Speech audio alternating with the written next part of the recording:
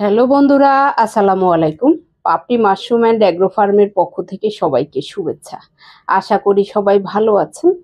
যারা নতুন উদ্যোক্তা আছেন, স্পোন নেওয়ার 2-3 দিন পরেই দেখতে পাচ্ছেন যে অনেক প্যাকেটে এরকম ব্রাউন কালার হয়ে থাকে। এটা কিন্তু ইয়েলো মোল্ড না।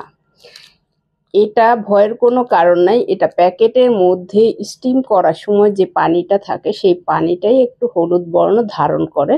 সেটা ডিরেক্ট হলুদ না, ব্রাউন কালার, হালকা ব্রাউন কালার। এই কালারটা হলে এটা কোনো সমস্যা না বা এটা কোনো মোল্ড না। আপনি নির্দ্বিধায় যেভাবে চাষ করার প্রয়োজন, সিজন অনুযায়ী সিলিন্ডার বলেন বা রেডি স্পুন থেকে বলেন, যেভাবেই আপনি চাষ করতে চান সেভাবেই আপনি চাষ করতে পারবেন। এটা ভয়ের কোনো কারণ নেই। এটা কোনো জীবাণু না বা মোল্ড না। অথবা যদি কোনো প্যাকেটে দেখা যায় যে একটু পানি মনে হচ্ছে, আপনি এরকম ফেলে দিতে পারেন। সে পানিটাও কোনো সমস্যা না।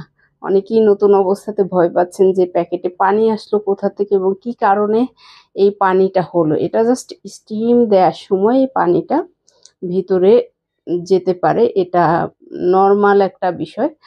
সব প্যাকেটে নাও থাকতে পারে, 2-1টা প্যাকেটে হয়তো হতে পারে।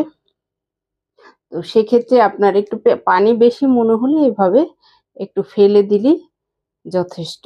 আশা করি ভিডিওটি দেখে উপকৃত হবেন এবং যারা নতুন আছেন, এ বিষয়ে টোটালি কোনো ধারণা নেই, তারাও ভিডিওটি দেখে জেনে নেবেন যে ব্রাউন কালার হলেও কোনো সমস্যা না বা ভিতরে হালকা পানি থাকলেও এটা কোনো সমস্যা না।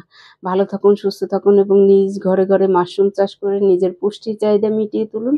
ভালো থাকুন। আল্লাহ হাফেজ।